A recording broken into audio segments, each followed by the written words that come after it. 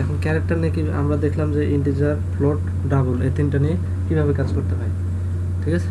তো এখন ক্যারেক্টার নিয়ে কিভাবে কাজ করতে হয় সেটা দেখব।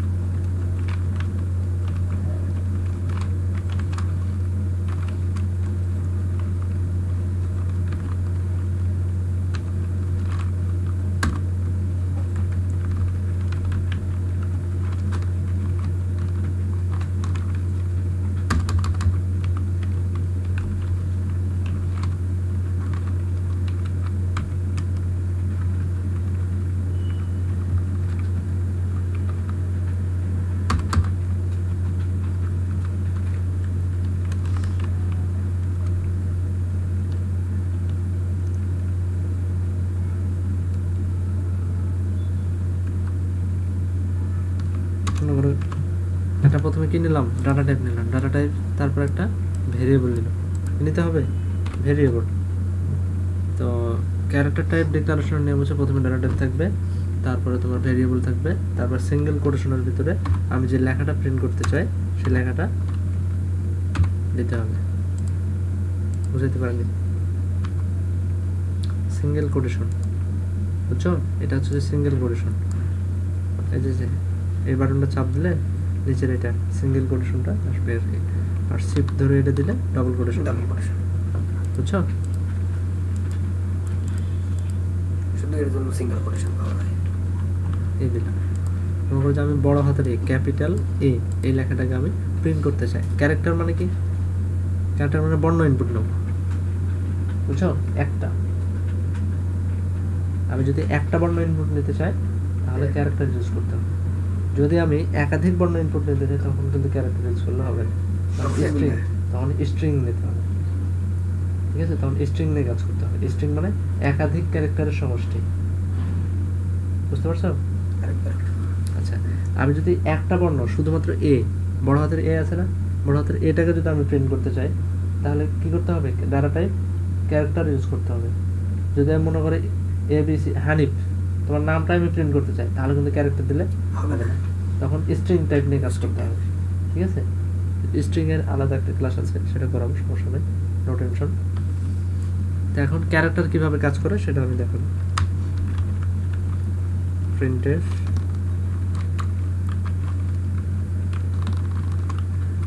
তাহলে এখন ক্যারেক্টারের জন্য ফরম্যাট স্পেসিফায়ার কি নিতে হবে? ক্যারেক্টারের জন্য এম্পারসেন্ট সি নিতে হবে, ক্যারেক্টারের জন্য সি, ইন্টিজারের জন্য ডি, ফ্লোটের জন্য এফ, ডাবলের জন্য ই, মনে থাকবে? তাহলে আমি যেহেতু ক্যারেক্টার নিয়েছি তাহলে আমি এখন এখানে কি দিব বলো? আমি প্রথমে প্রিন্ট আউট দিলাম, ডবল কোটেশন দিলাম এবং ডাটা টাইপের ফরম্যাট স্পেসিফায়ার দিলাম, তারপর কমা দিলাম, কমা দেওয়ার পরে এখন এখানে কি দিব, কি লিখবো বলো? বি কেন লিখবো? বিটা কি? বি হচ্ছে ভেরিয়েবল, ভেরিয়েবলটা আমি এখানে লিঙ্ক আপ করে দেবো, ঠিক আছে? প্রিন্ট আউটে আমি লিঙ্ক আপ করে দেবো।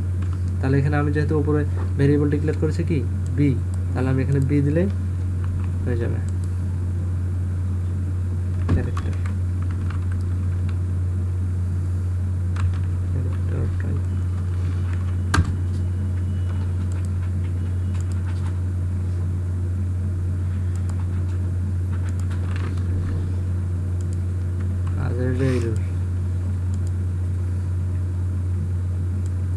এই লেখাটা সে প্রিন্ট করেছে, বুঝছো? আমি যদি মনে করো যে মানে ক্যারেক্টার মানে হচ্ছে যে একটা শব্দ, একটা বর্ণ বা একটা ওয়ার্ড এরকম হতে পারে, ঠিক আছে? ক্যারেক্টার মানে কি? স্পেস ছাড়া, বুঝছো? স্পেস ছাড়া একটা বর্ণ বা একটা ওয়ার্ড যদি আমি প্রিন্ট করতে চাই, মনে করো যে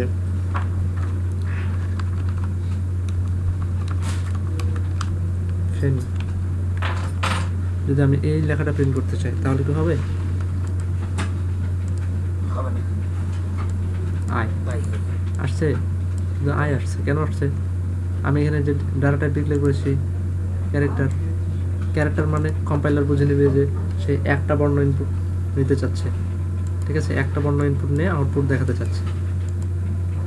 তাহলে আমাকে কী করতে হবে, স্ট্রিং নিয়ে কাজ করতে হবে।